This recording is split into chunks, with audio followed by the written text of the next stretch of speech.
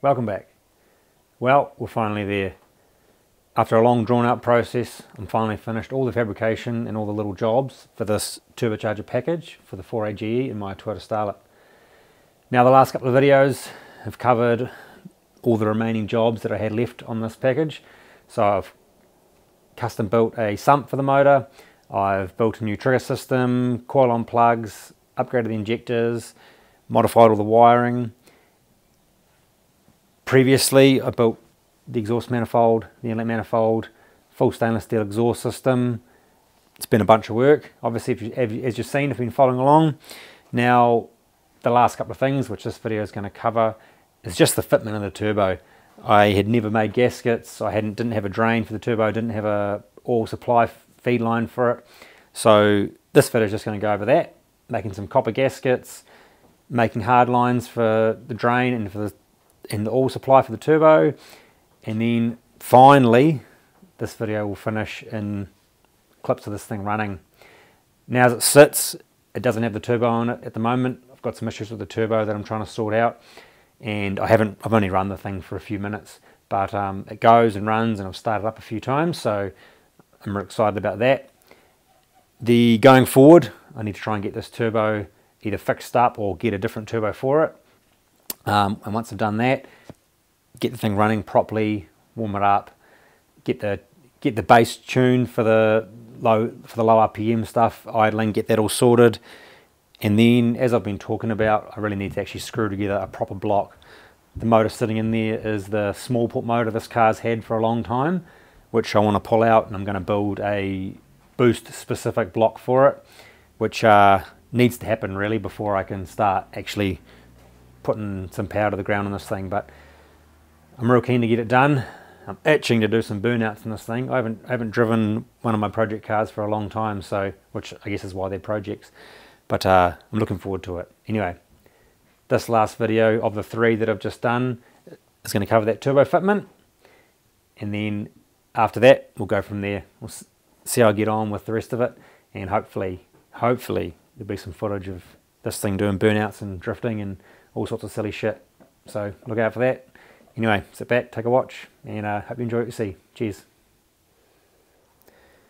One of the last remaining jobs before I can try and fire this thing up is I've got the turbo core here, and so I need to sort out my oil feed and my oil drain.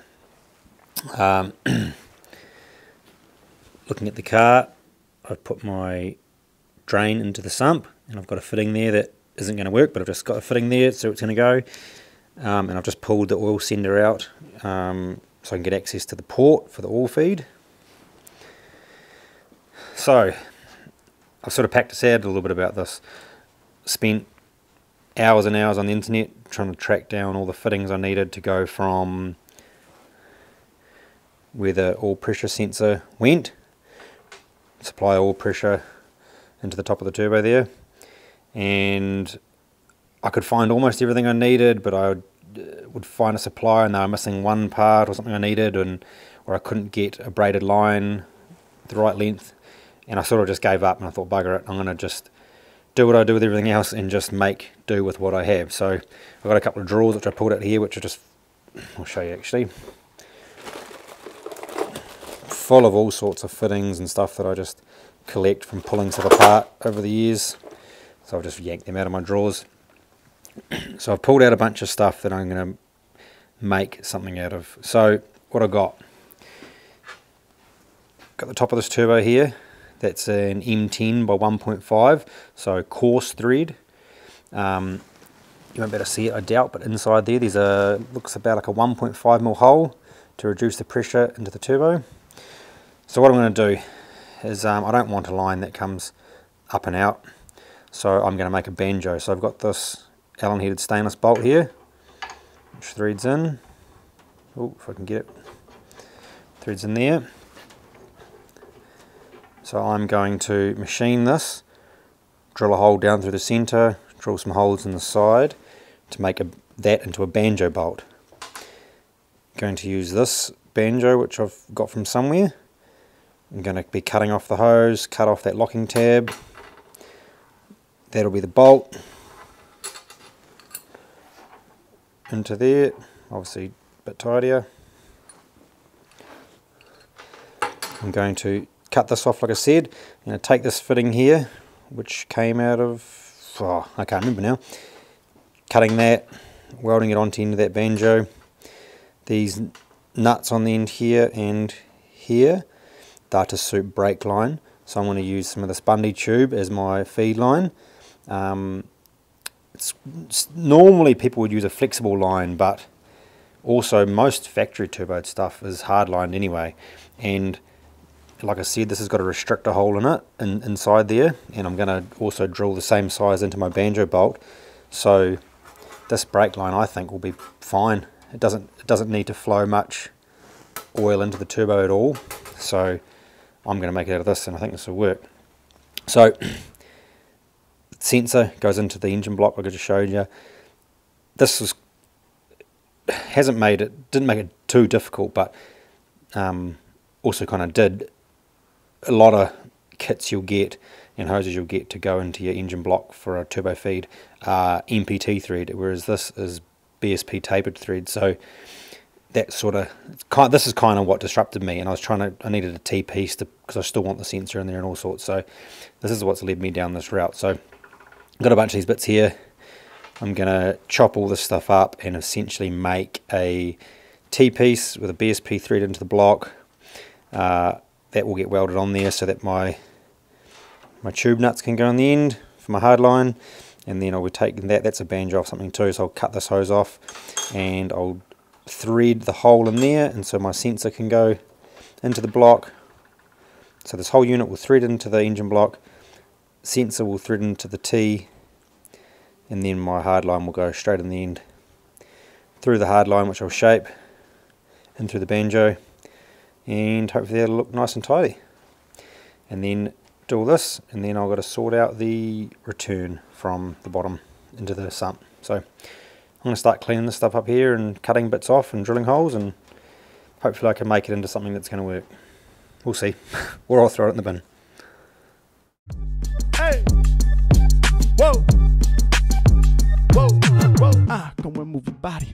Go and move your body. Go and move your body. Go and move your body. Go and move your body. Go and move your body. Go and move your body. Go and move your body. Go and move your body. Get it moving. Go and move your body. You go and move your body. You go and move your body. Go and move your body. You go and move your body. Go and move your body. Get to moving. You improving every single time you grooving, locking into all the rhythm. We gon' take you on a mission, break you up like an incision, breaking out the mental prison. Represent for my division. Keep on moving, improving like every second. The negative others that was coming in, we bout to reckon. We doing this for the record, expecting it to get higher. We lifting you up, we lighting you up and bringing the fire. Move your body, move your what? Move your motherfucking body. Move your what? Move your motherfucking body. Hey, move your what? Move your motherfucking body. I think you need it probably. Move your motherfucking body. Move your damn body. Move your damn body. Move the damn side of your body. Move the damn top of your body. Move the damn bottom of your body. Move it to the east, to the southwest, to the northeast. Goddamn it, move your motherfucking body like that. You move your body, bitch, with the attitude fat. You moving and bouncing and baby juggling the ass. I see you when you're on. Move the body now. Move that body now. And move your body now. Yeah, move that body now. And move okay. ahead, We rockin' in. Do it through the digital. It's pivotal that all of you get to shaking your physical. So that's all those bits made. That actually turned out pretty good. So my Allen key, my Allen headed banjo. I ended up putting my restrictor hole in the side here, that tiny little, it's actually a 1.5mm hole. My chuck and my lathe wouldn't hold that small of a drill bit to drill down the end there. But anyway, that's the banjo bolt. A couple of washers. There's my banjo fitting with that -3 fitting on the end. Then this block that I modified, so tapered BSP to go into the engine block. BSP thread so my all pressure sensor can go in there. -3 again. 2 nuts on the end. So once I've got the turbo back in there, I'll cut a length of Bundy tube, bend it to suit, put the nuts on and flare it. So that there goes in there nice. So I'll just quickly chuck that in.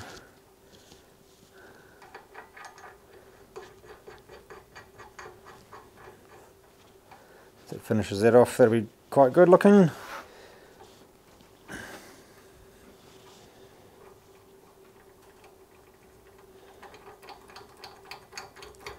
So that's basically what we'll see there. That'll tighten up with the washers. Should be good. And then yeah, screw that into the engine block. Good way to waste some time, but it's good. It's done. It's what I wanted. Perfect.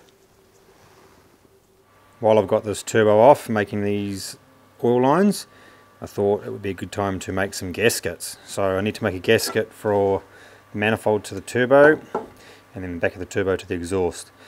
Now I can probably buy some, but seeing I'm doing this with everything on this car, I'm just going to make some stuff. So what I've decided to do is I'm going to make some copper gaskets. So I've got some pieces of copper here, actually straight out of the scrap. This is actually an old hot water cylinder, but it doesn't matter about that, it's just some nice thin copper. So what I'm going to do is make some gaskets, which basically just means me laying this over top, scrubbing out the holes, the outside, scrub the inside, get a good pattern on these, cut them out, tidy them up, and then anneal them to make them nice and soft, and then they should make a good sealing surface between the exhaust housing and the exhaust manifold and exhaust. So the reason the reason I'm using copper, and I think it's a good idea, is it's a nice soft metal, especially if you anneal it, which I'll show you when I get to it. Just heating it up and letting it cool to soften it down,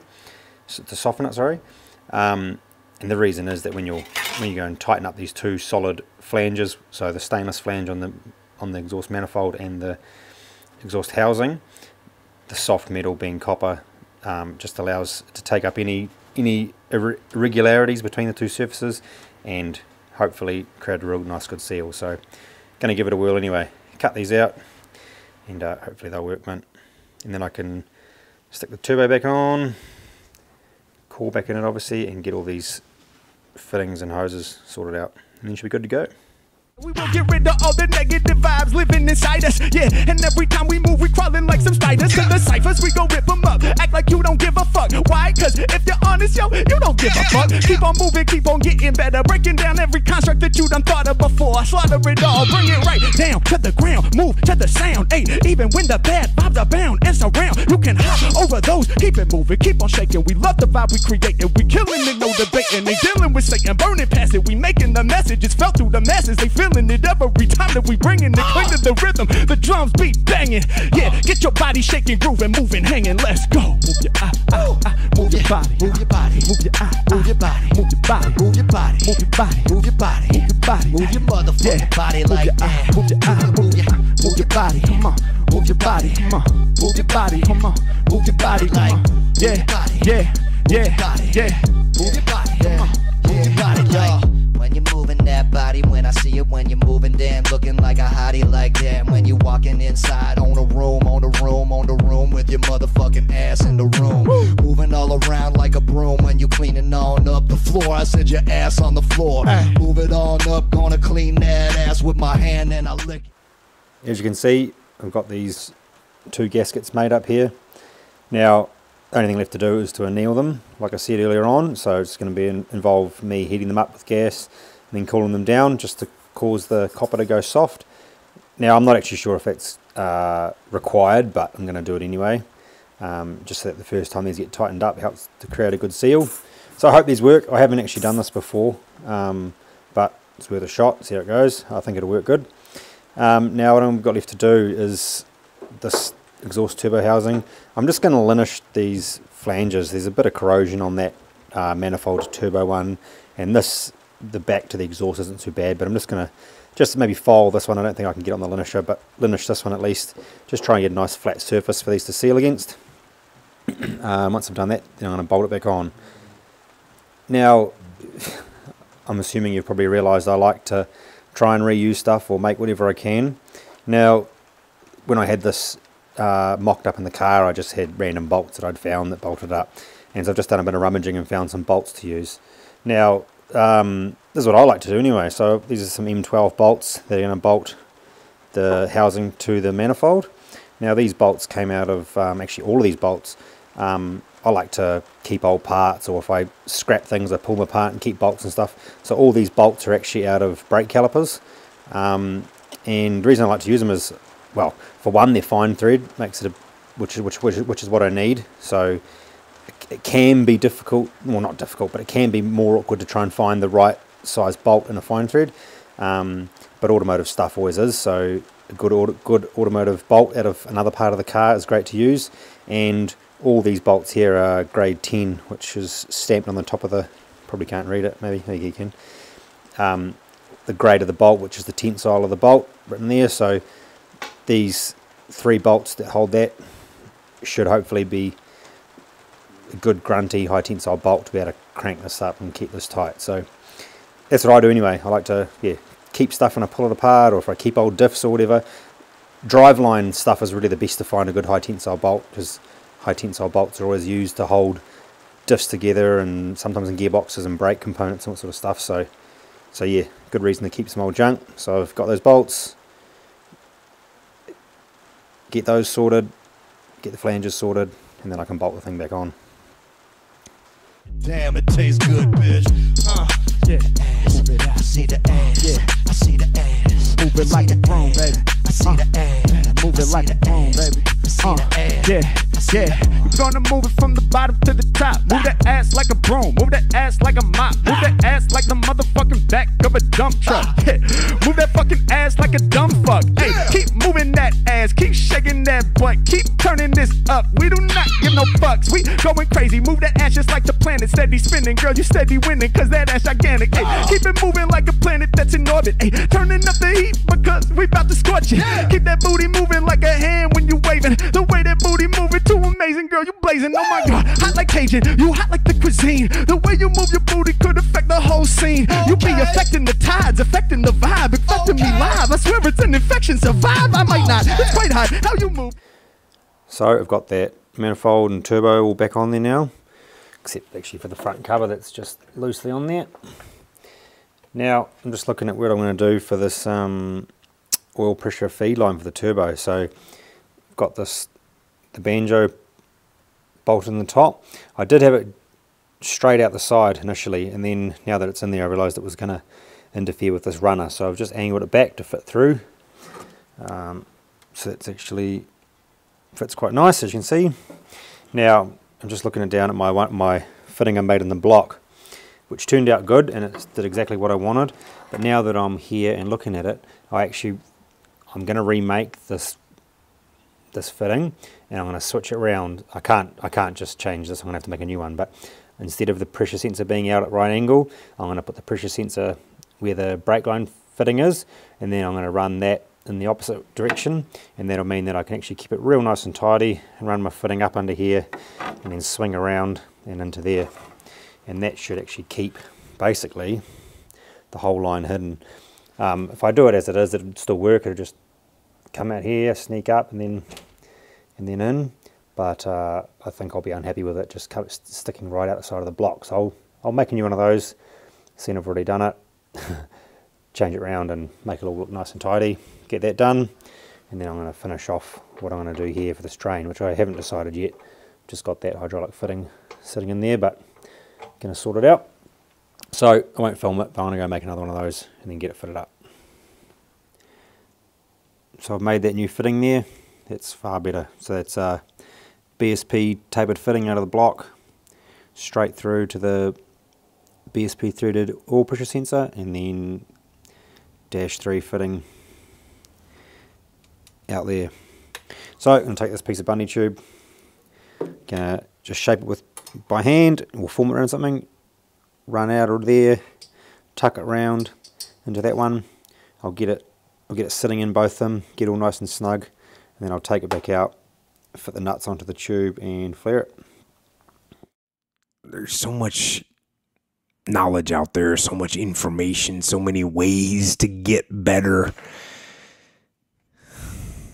And we make so many mistakes.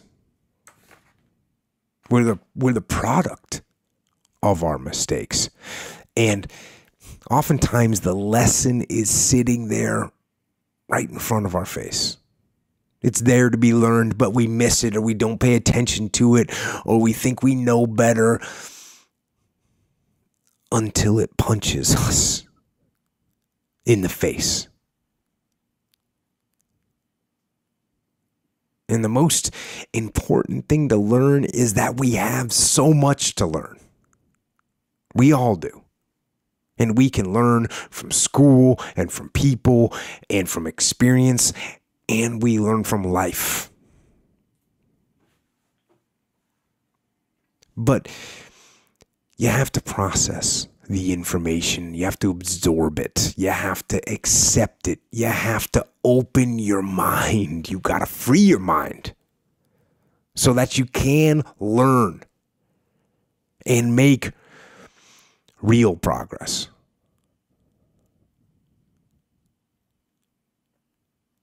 And as far as regrets and things I wish I would have done differently, of course. Hindsight is 20/20, and looking back, of course, who wouldn't want to take another go at something and improve on the first try by doing it again? And then why not do it again and again and again? So I'm about to start making the oil return for the turbo into the sump. Now, so I've drawn a quick sketch of the flange I need to make, which bolts onto the bottom of the turbo core. So I'm going to make that out of this piece of flat bar here. As you saw when I made the sump, I welded one of these male JRC fittings into the sump, and I have a hydraulic hose fitting that screws on. Now what I've decided to do is I'm going to hardline this hose as well, which I may come to regret and I may end up redoing at some point, but we'll see. I want to try and see if a hardline will work. I know it will mean I've got to make it good so that it fits on without any misalignment. But I don't know if in the long term maybe vibration might cause it to crack or something, but I want to do it this way anyway, and I'll see how it goes. So what I'm going to be doing is I'll make the flange to suit the bottom of the turbo to stainless. I'm going to use this thin-walled stainless steel tube here and bend it up and make the line. That's obviously into the sump, and I'm actually going to cut this hydraulic fitting apart, and I'm going to weld this stainless right to the hose tail there, so it doesn't need a crimp or anything. And so what I've decided is the turbo core, the hole in the bottom where the drain is, it's a 14mm diameter hole, so I don't want to restrict that in the slightest. So I think through this fitting here it's actually slightly bigger. It's 16mm through there. The inside of this hose tail 15mm, and then the inside of this stainless pipe is looking at about 16 or so. So the smallest bit is going to be this hole in the bottom of the turbo, but we want a nice big cross section, big size pipe, so the oil can drain freely straight back to the sump. So I'm going to make this flange up out of the stainless flat bar, cut this, bend a bit of a tube, and then hopefully get it all tacked in place, and hopefully I can get it to work. And if it works all good, then I'll pull it back out and weld the thing up completely. And why not just do it over and over again until you have it perfect? But the fact is, you don't get that chance. You get one shot at this gig right here. Life. One life. That's all you've got. And regret, in and of itself, it's worthless. It does nothing for you. In fact, the only valuable thing in regret is the lesson you learned, the knowledge that you gained. But walking around filled with regret gets you nothing. So, learn and move on. Don't let regret beat you down. Don't be a slave to regret. No. So I've got all the pieces ready to put in place and tack up now. I had a few goes at bending a bit of pipe and ended up with I was hoping to get away with less of a sharp bend, to not have to go so far, sort of keep it a bit more 45, but just the radius of the bend and where it's got to go. It just had to come a bit tighter. So you can see there's my first sort of attempt at it, which I was hoping for. It's a bit steeper, but I couldn't get it to fit. So there's one we've got. Now the flange I made, I drilled that out to 19mm so that the pipe actually slips inside there. And then same with this, with the I don't know what you call that, but sort of the end of the hose tail. I drilled the end of it out too, so that also locates in the end of the pipe nice. And then now the nut can just slip on the bit of pipe. The nut can stay on. That can get welded. The nut can tighten it down, and then that obviously on there. So I'm going to stick it all in place, get it sitting nice, and then either mark it or try and tack it in place so I can get it out, make sure it's all good, welded up. Hopefully that'll be sweet. A little bit bummed, this radius, this bend turned out quite good, but there's a bit of a kink in that one there, but it'll be alright. I'm out of stainless pipe, so it's going to have to do. It's all good. It looks good under there too though. Looks nice and smart, so hopefully it works. If not, if I have to revisit it at some point in the future and put something flexible in there, then whatever, it's all good. I'll do it then. But it's worth a shot and hopefully it works. Let it teach you. Let it make you better. Let the fear of regret fuel you to take action today, now. To take action now to become a better person, not filled with regret, but filled with knowledge. Filled with knowledge and strength and power, and filled with life. Well, as you can see, this entire motor package is all back together now. I've finished up all the jobs that you've seen me do. There's been a few little jobs that I've done without filming. For instance, I've blocked off where the distributor was. You can see just in there, I machined up a bit of a blank with an O-ring and pressed it in there. Put a grub screw as a set screw in there to hold it in. I've got the turbo all bolted on properly, sorted out the wastegate actuator. Obviously you saw me do the feed line, the return line. All my piping's on, hoses are on. Don't have an air filter at the moment, but we'll sort that out. Obviously the sump's on, all the trigger system, new injectors, new coils, intakes all on. This is still obviously currently the small port motor, the motor that's been in this car forever. So the inlet manifold portion before the throttles is not the one you've seen me make. This is the one that's always been on this motor. So I've put the black top throttles on there, obviously my turbo intake. All the wiring's in, it's all done. Managed to put everything pretty neatly. There's a few things that I still want to tidy up going forward, but for now it's all together and it's all mint. I haven't done anything with the fuel pressure regulator and all that stuff, so I've just set it up as it was, so we'll see how that goes. I'm not sure what I'm going to have to do there. Still has the fuel pump that it was running, which is probably not going to be enough to support this. So, but anyway, this is all stuff I can change, but I just want to focus on getting this package running at the moment. You can see sort of tucked in the back there, I've added a map sensor that this thing never had. I've got a little bit of coiled up wiring in the back there, so like I've said previously, I'm going to put idle control on this, and I really want idle control on it. So that's the wire for it. I know what I'm going to do. I just the idle control motor I wanted to buy wasn't available, so I'm going to revisit that stuff when I get to it.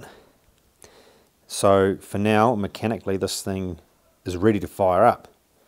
I just need to spend a bit of time. I need to go get the laptop, plug it into the ECU, which is a Link Atom. I need to reconfigure it for the big injectors, put injector dead time data and all that sort of stuff in. I need to redo the timing and set up the trigger system, program the ECU for the individual coils, set it up, because I'm going to run it on the tune that it has for the naturally aspirated setup. I'm pretty certain that it will allow me to at least get it running, warm it up, maybe drive it in and out of the garage and a few laps down the road. Yeah, what more to say? I guess I'll just, yeah, gonna hook, I had the battery on the charge and hook that up, get my laptop in there, and yeah, do a bit of mucking around, try and get all the ECU stuff sorted. And then one thing I do want to do before I actually attempt to fire it up, I'll get the ECU sorted, then I'll disconnect the injectors, the coils, and I'll just crank the thing over. I really want to make sure I'm getting oil fed into this turbo before I fire it up. I want to make sure that works. And that's about it. Yeah, maybe just prime the fuel pump, make sure there's nothing leaking, and then with any luck this thing will fire up. Yeah, I keep thinking I'm missing something, but no, I think we're pretty much ready to go. I'm wrapped. I'm real stoked on this turbo side. It's turned out real good. Yeah, everything works pretty good. I have noticed, so you saw me make that in the exhaust manifold, I should say, and between doing the exhaust manifold and the exhaust, it really bugged me for a long time. When you looked at it, the turbo was, just from the welding, I hadn't noticed until I assembled it, that the turbo was slightly cocked like that, and it just looked horrendous. It was only a fraction, but it was just enough to make it look real odd. So I haven't, something you'd never see me do, but I cut the flange off, repositioned the turbo, made it look where I wanted it, re-welded that up. But in doing that, it ended up meaning that this intercooler pipe, although it looks pretty good here, it actually is slightly misaligned. So when this package comes apart to put the proper motor in, I'll be looking at that intercooler pipe, reposition that a little bit. I decided I really don't like this transition from the 90-degree bend into the plenum, so I'm going to look at chopping this off and making it a bit tidier. I was trying to make it all nice and smooth and transition, but it just didn't work, so I'll re-look at that at some point. So just a bunch of stuff. I've sort of got to this point now where I'm realizing that I've put a lot of work, there's been a lot of custom made parts, and I love it, but I just want to get things dialed in to where I want. But yeah, firing this thing up is gonna be wicked. Just a good bit of motivation to hear it run, and yeah, it's gonna be good.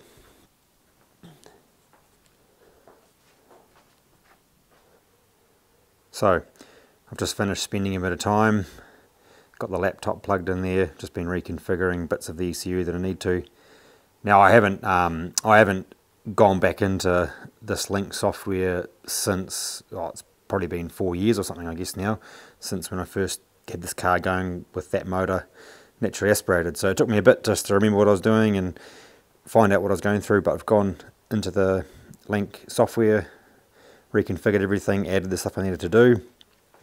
Now I just need to set up the trigger system to make sure I've got the timing sorted. So I have just pulled out number 1 coil, I put an old lead into the plug, connected it to the coil, so now I can hook my timing light up.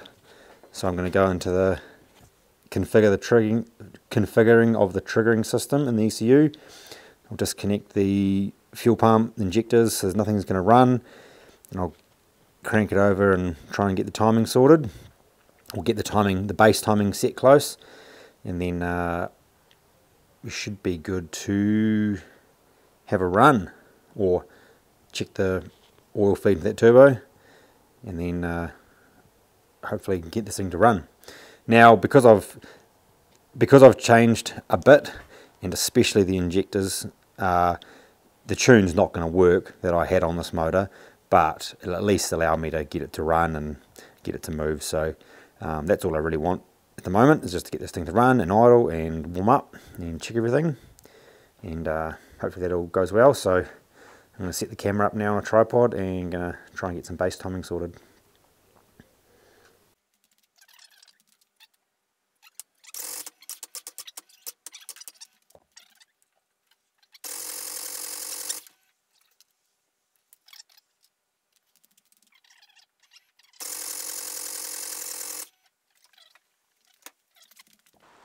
So I've just wound that over with the injectors disconnected and the timing light on.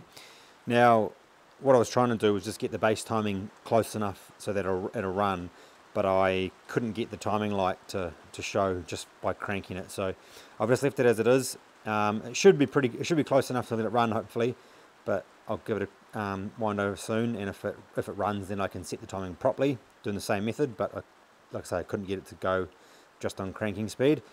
And I've just taken off the turbo drain because we cranked it long enough for the oil pressure light to go out.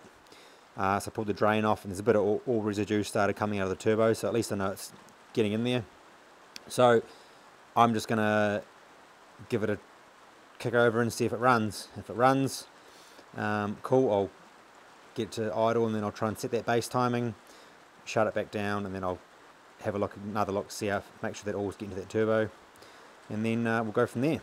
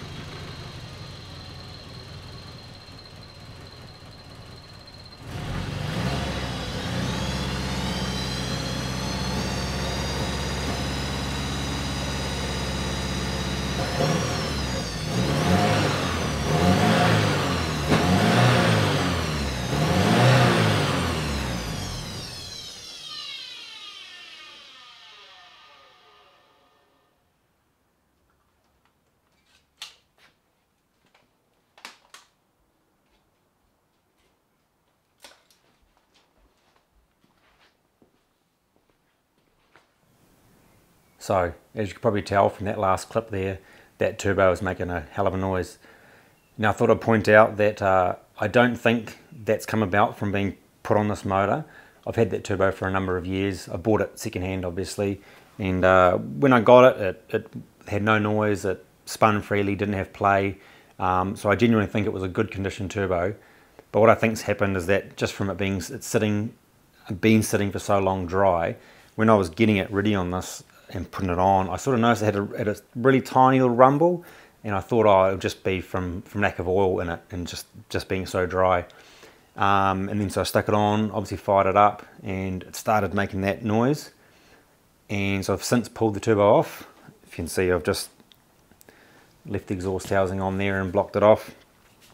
So I pulled the turbo apart, and one of the bearings, it's a ball bearing turbo, so one of the bearings has got, or both bearings, sorry, have got inside them, they've got obviously each ball bearing, and they've got I'm not sure what it is, but a type of plastic. It's not plastic, but it's not steel either. A cage that holds all the individual bearings separate, and that had just crumbled and fallen apart. So all the bearings were just, all the ball bearings were just rattling around in the bearings. So the rest of the turbo looks sweet, but I've rung around a few turbo shops, and they all sort of say they're not repairable, you can't get parts. So I have seen sort of eBay stuff I can get for it, but I think what I'm going to do is just try and find another turbo to buy off a sort of late 90s, early 2000s WRX.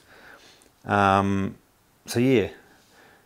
Also, you might have seen I was struggling with the timing light a fair bit, and I couldn't get it to work at all, the timing light on this. I thought my timing light was stuffed, so I tried it on a different vehicle, ran fine, but I just couldn't get, even now and again I get a trigger, so I need to work out why that's not triggering the timing light, and then so I can actually time it properly. So all the stuff you just saw was just my best guess at timing it and running. So so yeah, so I'm on the hunt now, just trying to narrow down my list of what I want to do with this turbo to, yeah, whether buy a new one or second-hand one or whatever.